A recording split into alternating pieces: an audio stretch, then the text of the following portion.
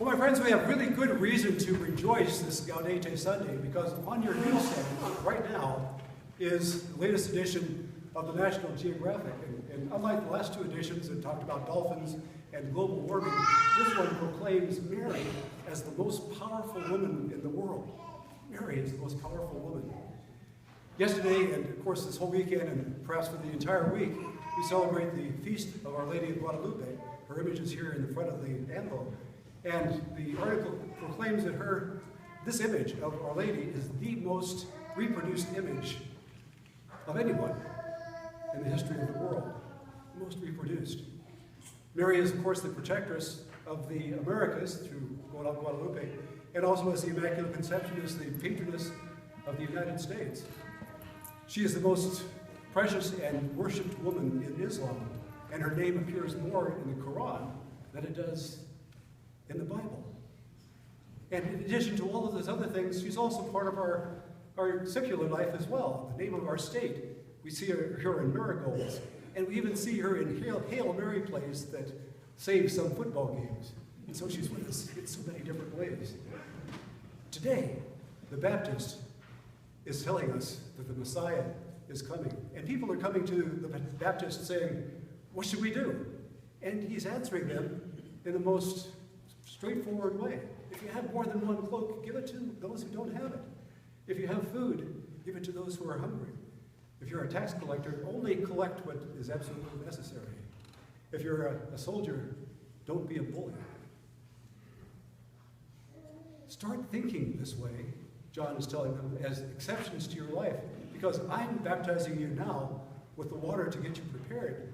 But now, almost on the fringes, is the Messiah who will baptize you with fire and the Spirit. What is the fire and the Spirit?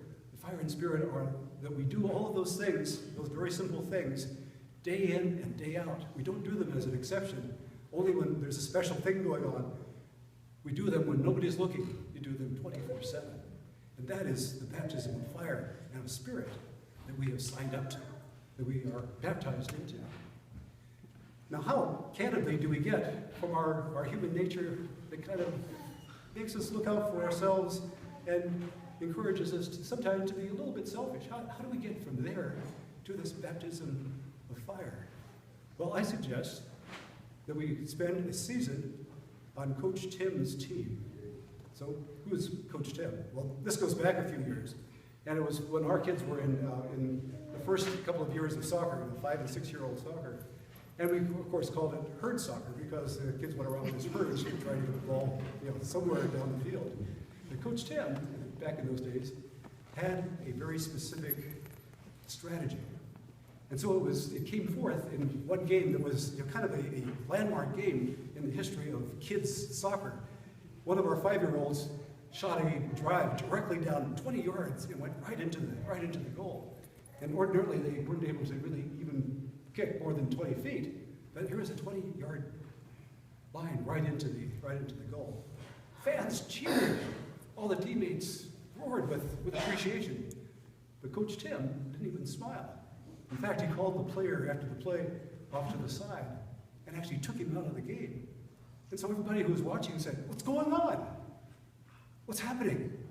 And what Coach Tim was trying to teach this young player, both a lesson in soccer and a lesson in life, was quite remarkable. He sat him down and said, "Congratulations for the play, but I want you to think of the names of 2 of your players who were up there closer to the goal, who could have been passed the ball so that they could make sure that the goal was achieved. Think of 2 players." And that player had to sit on the bench until he could come up with those 2 names. The coach's message, of course, is that an assist is just as good as a goal. And even more than that, he treasured his players who were able to help others place those goals. He put more value on placing than he did in actually kicking the ball into the goal. More value. How do we get, again, from here to there?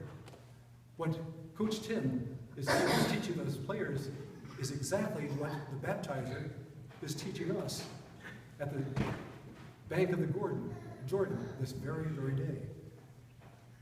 He's teaching us all of those basic things that we embrace as Christians. And those players who are in the business of naming the individuals to whom they can pass the ball are including them, as we all should do, as a team, making sure that everybody is participating. And so what does the baptism do for us? We know what the baptism is. What does it do for us? It draws us into a community of individuals with whom we can realize that we don't have to do everything ourselves, who can improve us internally in a way that we can never do all by ourselves. It brings us into a community like that. And if we want to get the Messiah close to us, we have to step back from ourselves and realize that his baptism is one of inclusion, a one of transformational inclusion. How do we get from here to there? Well, during these last week and a half or a few more days of Advent, let's make atonement, if you will, for our sins of selfishness, our sins of kind of self-satisfaction, of trying to get everything together just for ourselves. Let's spend the next week and a half on Coach Tim's team.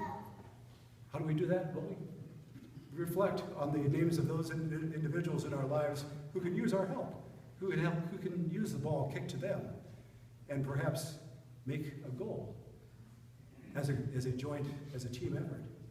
Because with that goal, then comes glory. What glory we were talking about? The glory of salvation. A glory that we cannot hoard for ourselves, but that we must share with everyone else in our lives.